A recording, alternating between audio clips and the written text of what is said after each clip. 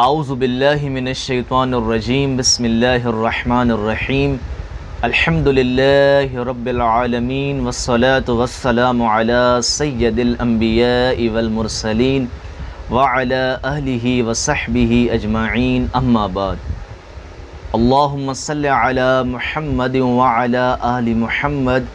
عزیزان من، محترم بھائیوں اور دوستوں، آج یکم محرم الحرام 1442 ہجری بمطابق 21 اگست 2020 عیسوی ہے۔ آپ سب حضرات جانتے ہیں محرم الحرام کا مہینہ ذکر امام حسین علیہ السلام کے لیے مختص ہے۔ ماہ محرم میں امام حسین علیہ السلام کا تذکرہ کیا جاتا ہے، آپ کی شہادت کا بیان دیا جاتا ہے اور لوگ آپ کی شہادت کو یاد کر کے اشکبار ہوتے ہیں۔ مختلف علاقوں میں مختلف مجالس میں ذکر امام حسین کیا جاتا ہے۔ انشاءاللہ میں بھی آپ کی خدمت میں حاضر ہوتا رہوں گا۔ آج سے سلسلہ وار گفتگو کا آغاز کر رہا ہوں کہ امام حسین علیہ السلام کا مقام و مرتبہ امت کو پتہ چلے، آپ کی شہادت کا مقصد کیا تھا، آپ نے مدینہ پاک کیوں چھوڑا۔ انشاءاللہ تسلسل کے ساتھ ان تمام تر عنوانات پر بات کروں گا۔ آج جس موضوع کا انتخاب کیا ہے وہ یہ کہ ازواج رسول اور پنجتن میں فرق کیا ہے۔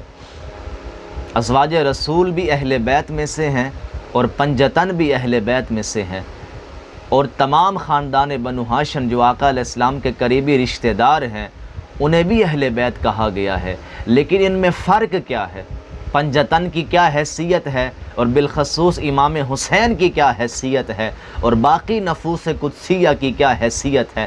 انشاءاللہ آج کی مجلس میں اس پر گفتگو کروں گا اور یکم محرم کا آغاز بھی اسی مضمون سے کر رہا ہوں۔ قرآن مجید میں سورۃ الاحزاب آیت نمبر 33 میں خداوند عالم نے اہل بیت کا تذکرہ کیا۔ اعوذ باللہ من الشیطان الرجیم انما یرید اللہ لیذہب عنکم الرجس اہل البیت ویطہرکم تطہیرا۔ اور اللہ تو یہی چاہتا ہے کہ اے نبی کی اہل بیت تم سے گندگی کو دور کر دے اور تمہیں ایسی پاکیزگی عطا کر دے جو ہر طرح مکمل ہو، خوب تمہیں پاک و صاف کر دے۔ اب یہ آیت تطہیر سورۃ الاحزاب آیت نمبر 33 کا بیان ہے۔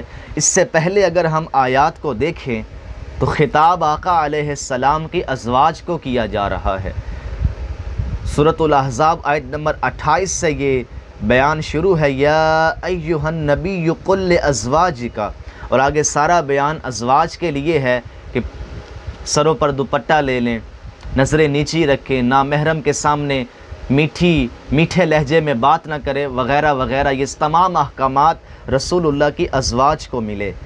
اب یہاں پر کیٹاگوریکل اللہ نے ازواج کا لفظ استعمال کیا اور آگے یا نساء النبی سے آغاز کیا اس مضمون کا، تو لہٰذا جہاں جہاں نساء النبی آئے گا اس صورت میں وہاں مراد آپ کی ازواج ہی ہیں۔ اور آگے جب آیت تطہیر نازل کی، اہل بیت کا لفظ بھی ازواج کے لیے ہی استعمال ہوا۔ میں اس بحث میں نہیں جاتا کہ ازواج اہل بیت ہیں نہیں ہیں، وہ ایک الگ مضمون ہے، کسی اور موقع پر اس کو تفصیل سے بیان کروں گا۔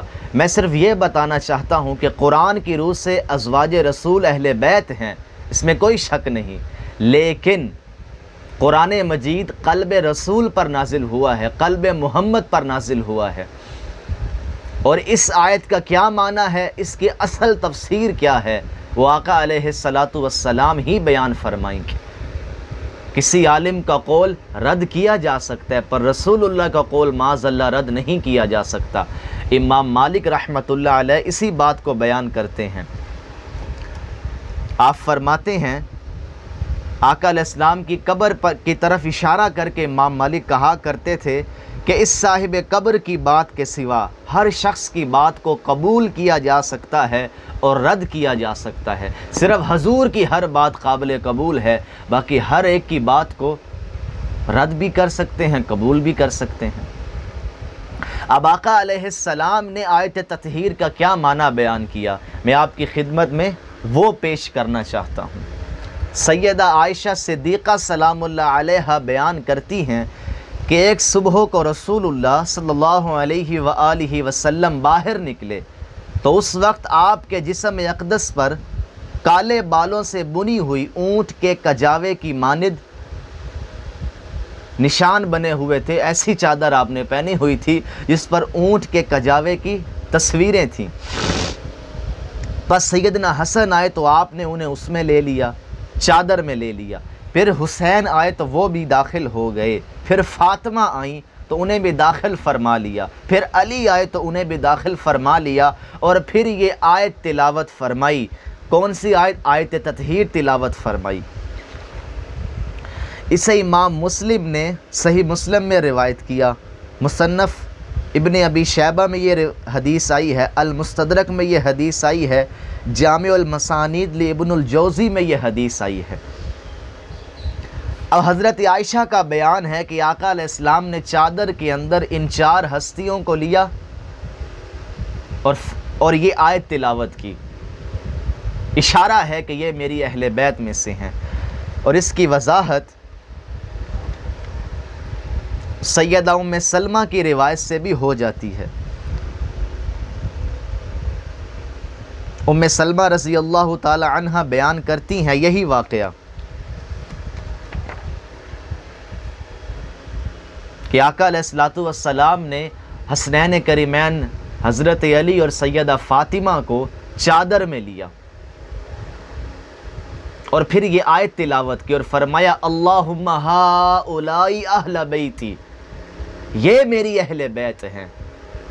سیدہ ام سلمہ بیان کرتی ہیں جب ان چاروں کو چادر میں لیا گیا تو امہات المومنین یعنی کہ سیدہ ام سلمہ نے فرمایا یا رسول اللہ میں بھی چادر میں آ جاؤں؟ آقا علیہ السلام نے فرمایا تم خیر کی طرف ہو، یا ایک روایت میں فرمایا تم خیر پر ہو، چادر میں داخل نہیں فرمایا۔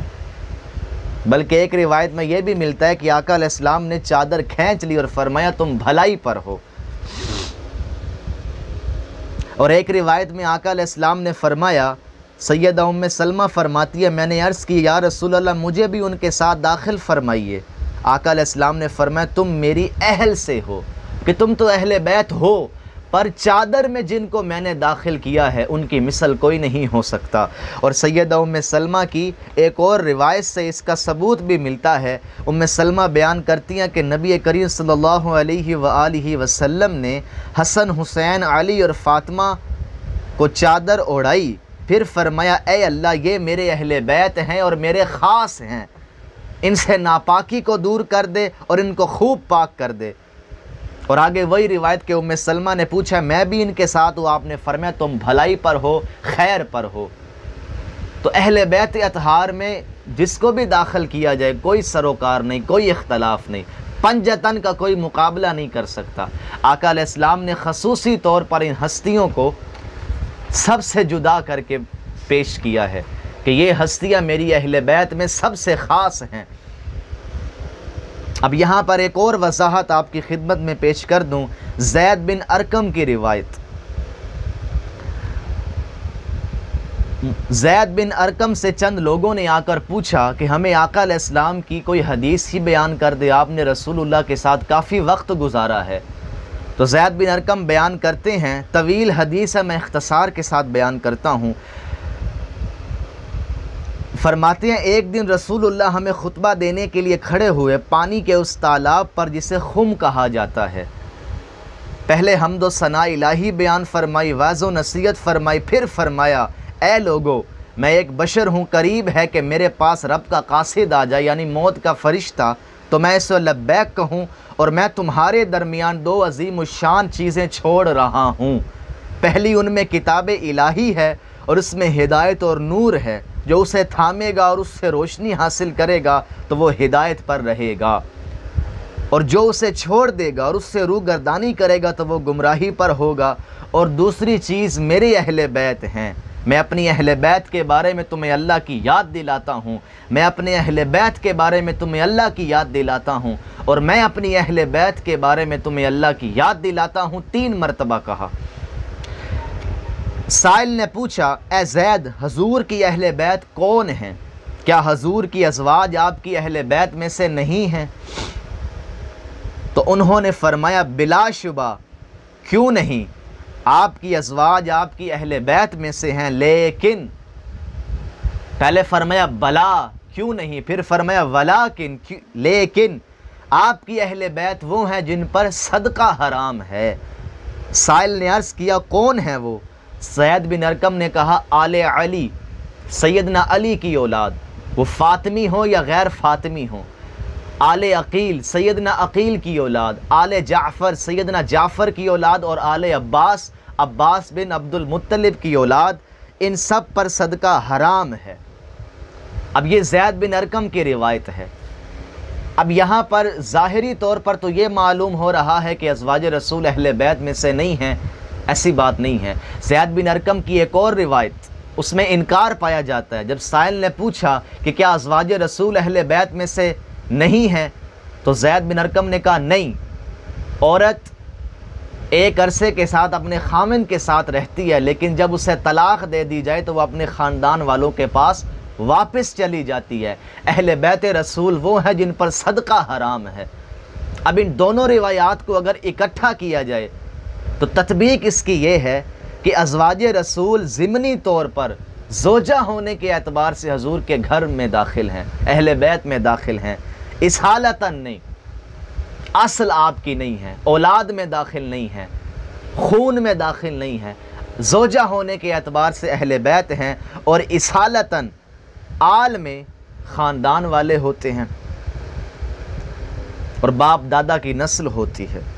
اور زید بن ارقم کی روایت کا یہی معنی ہے، اور اس کی وضاحت محدثین نے یہ کی ہے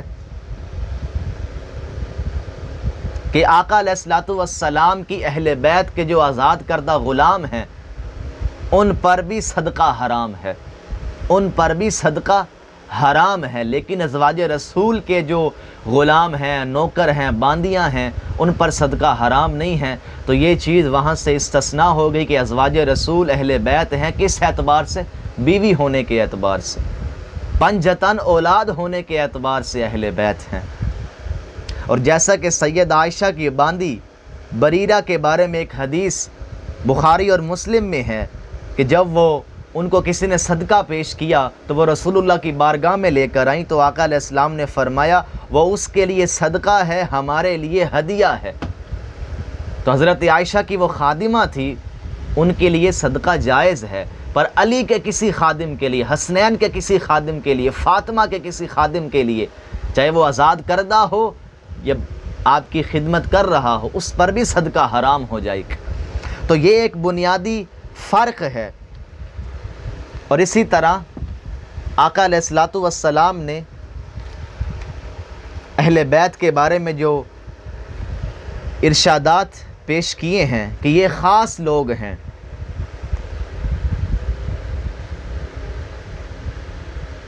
وہاں بھی یہی الفاظ استعمال ہوئے کہ یہ اہل بیت کے خاص افراد ہیں۔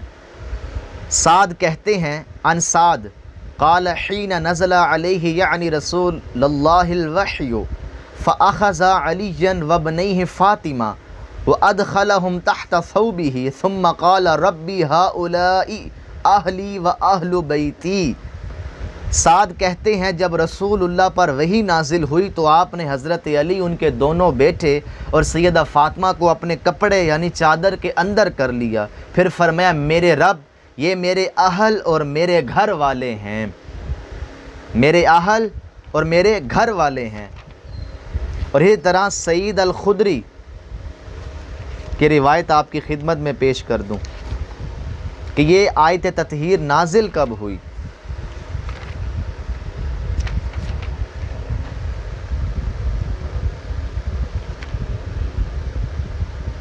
صحابہ کرام کا بیان ہے اور تابعین کا بیان ہے کہ یہ آیت تطہیر اس وقت نازل ہوئی جب آقا علیہ الصلوۃ والسلام نے سیدہ فاطمہ الزہرا سلام اللہ علیہا کو چادر میں لیا۔ ابو سعید خدری بیان کرتے ہیں کہ یہ آیت مبارکہ پنجتن کے حق میں نازل ہوئی، حضور نبی کریم حضرت علی فاطمہ حسن حسین کے حق میں یہ نازل ہوئی آیت۔ تو جو ہستیاں قرآن کو نازل ہوتا دیکھ رہی تھی یہ وہ بیان کر رہے ہیں۔ صرف یہ کہنا کہ آیت تطہیر ازواج رسول کے لیے آئی ہے، یہ ناصبیوں کا عقیدہ ہے، خارجیوں کا عقیدہ ہے۔ اور یہاں پر میں آپ کو یہ بھی بیان کر دوں کہ سب سے پہلے یہ عقیدہ گھڑا کس نے تھا کہ صرف ازواج رسول ہی اہل بیت میں سے ہیں۔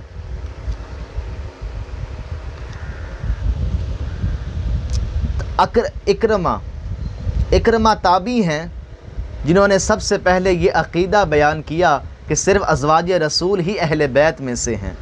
اور اس کے بارے میں محدثین نے اسماء الرجال کی کتابوں میں یہ بیان کیا ہے کہ یہ خارجی تھا۔ ابو الاسود نے کہا یہ پہلا شخص ہے جس نے خارجی فقرہ سفریہ کے عقائد اہل مراکش میں جاری کیے۔ یعقوب بن سفیان کہتے ہیں میں نے ابن بکیر کو کہتے ہوئے سنا مراکش کے خوارج نے اسی اکرمہ سے فکر اخذ کی۔ تو یہ خارجی تھا، ناسبی تھا، جو صرف اہل بیت ازواج کو مانتا تھا۔ اور آج بھی بہت سے لوگ صرف ازواج کو اہل بیت مان رہے ہیں، دیکھ لیں وہ کہاں کھڑے ہیں۔ اور اسی طرح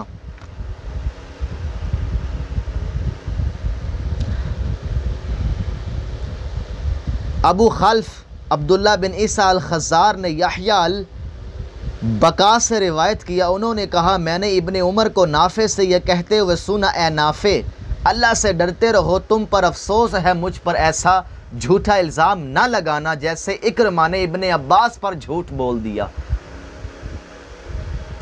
یہ جھوٹ بھی بولا کرتا تھا صحابہ کی طرف منسوب کر کے۔ تو سامعین گرامی قدر، اہل بیت اطہار میں صرف ازواج کو داخل کرنا بہت غلط بات ہے، بہت غلط بات ہے۔ اور یہاں پر ایک اور حدیث بیان حضرت انس سے روایت ہے کہ رسول اللہ سے پوچھا گیا آپ کو اپنی اہل بیت میں سے سب سے زیادہ پیارے کون ہیں؟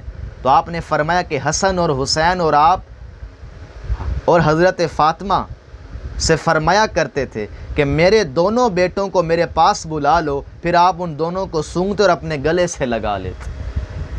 تو یہاں بھی آقا علیہ السلام نے ہستیوں کو اپنی اہل بیت کہا ہے۔ تو یہ کیسے ممکن ہے جنہیں حضور اہل بیت کہیں ہم انہیں خارج کر دیں قرآن کی صرف ایک آیت کو بنیاد بنا کر؟ یہ اکرمہ کا عقیدہ ہے کہ صرف بیویاں اہل بیت میں سے ہیں، ہرگز ایسا نہیں، وہ بھی ہیں، لیکن آقا علیہ السلام نے ان چار ہستیوں کو پنجتن کو خاصتاً کہا۔ اور یہاں پر ایک اور آپ کی اضافہ کر دو علم میں، جامعہ ترمذی کی حدیث میں یہ بھی الفاظ ہیں اللہم ہؤلاء اہل بیتی وحامتی، اے اللہ یہ میرے اہل بیت ہے اور میرے خاص لوگ ہیں۔ حامتی کے الفاظ آئے ہیں، اور حامتن کا معنی کیا ہے؟ اہل لغت نے بیان کیا ہے انسان کے حامتن کا معنی ہے اس کا خاص، اور وہ شخص جو اس کا مقرب ہو، اور اسی معنی میں لفظ حمیم بھی ہے جو قرآن کی متعدد صورتوں میں بھی لفظ حمیم آیا ہے، مددگار کے معنوں میں، اچھے دوست کے معنوں میں۔ تو آقا علیہ السلام نے سارا مسئلہ ہی حل کر دیا کہ یہ میرے خاص اہل بیت ہیں، اور امام حسین انہی میں سے ہیں۔ اور آخر میں ایک اور فرق آپ کے سامنے واضح کر دوں کہ ازواج رسول کو اہل بیت کہا گیا کس بنیاد پر؟ آپ کو معلوم ہے کہ آیت نمبر 28 سے لے کر 33 تک ازواج رسول کو احکام شرعیت اللہ نے ان کو بیان کیے کہ تم یہ کام کرو، یہ کام کرو، یہ کام کرو۔ تو محدثین نے اس کو بیان فرمایا کہ ازواج رسول کو فضل جزائی کہ احکام شریعت پر عمل کرنے کی جزا کے طور پر پاکی کا بیان ملا ہے، اور اہل بیت کا مرتبہ ملا ہے کہ وہ اعمال کریں گی، اچھے عمل بجا لائیں گی، اللہ کی نافرمانی سے بچیں گی، اس صلے میں انہیں اہل بیت کہا ہے، اور ناپاکی سے بچا لیا گیا ہے، طہارت بخشی ہے۔ لیکن پنجتن کو جو طہارت بخشی اور اہل بیت کہا گیا وہ فضل اختصاصی ہے، بغیر کسی عمل کے، بغیر کسی سابقہ عمل کے، بغیر کسی کنٹریبیوشن کے۔ حالانکہ ان کا کنٹریبیوشن تو تاریخ میں بیان ہو چکا ہے کہ انہوں نے اسلام کی کس طرح خدمت کی، لیکن میں کہنا یہ چاہتا ہوں کہ آقا علیہ الصلوۃ والسلام نے سیدہ فاطمہ کے بارے میں کہا کہ تو جنتی عورتوں کی سردار ہے، اور حسن حسین سے کہا کہ تم نوجوانان جنت کے سردار ہو۔ آپ ہی بیان فرمائیے کہ حسن حسین کے کون سے سابقہ اعمال تھے جن کی بنیاد پر جنت کی سرداری ان کو ملی، اور سیدہ فاطمہ کی کون سی ایسی خدمات تھی جس کی بنیاد پر انہیں جنت کی سرداری ملی۔ یہ فضل خداوندی ہے، ازواج رسول کو احکام شریعت پر عمل کرنے کے بیس پر، بنیاد پر یہ درجہ ملا ہے، اور پنجتن کو بغیر کسی عمل کے، جس طرح سیدنا آدم علیہ السلام کو بغیر کسی عمل کے، سابقہ کسی عمل کے، فرشتوں کے مقابلے میں اللہ نے کھڑا کر دیا اور منتخب فرما لیا اور مسجود ملائکہ بنایا آدم کو۔ آدم کا کوئی سابقہ عمل دکھا دیں تو یہ اللہ نے منتخب کیا ہے آدم کو۔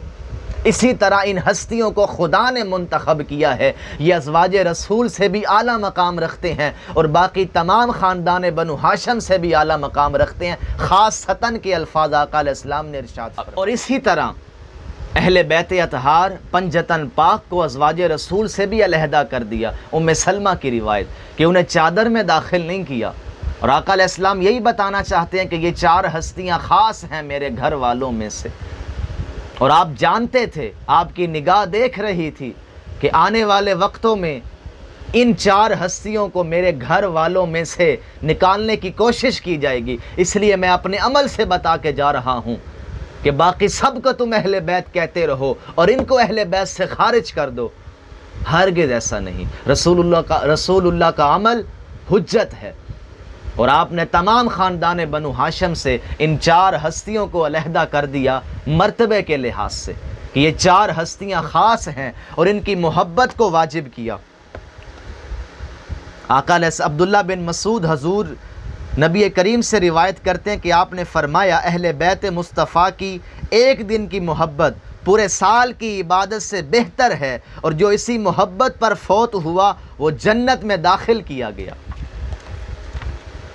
عبداللہ ابن عباس سے روایت ہے کہ قُل لَا أَسْأَلُكُمْ عَلَيْهِ أَجْرًا إِلَّا الْمَوَدَّةَ فِي الْقُرْبَى، سورہ شورى کی آیت جب نازل ہو آیت مودت، تو صحابہ نے عرض کیا یا رسول اللہ آپ کی قرابت کون ہے جن کی محبت ہم پر واجب ہے؟ تو آپ نے فرمایا علی، فاطمہ اور ان کے دو بیٹے۔ تو سامعین گرامی قدر، یہ مقام و مرتبہ ہے پنجتن پاک کا، اور امام حسین علیہ السلام انہی میں ان چار میں شامل ہیں، حدیث قصہ میں شامل ہیں۔ خداوند عالم امام حسین علیہ السلام کی محبت نصیب فرمائے، پنجتن پاک کی محبت نصیب فرمائے۔ اگلی مجلس میں انشاءاللہ ایک نئے مضمون کے ساتھ، ایک نئے عنوان کے ساتھ حاضر خدمت ہوں گا۔ السلام علیکم ورحمۃ اللہ وبرکاتہ۔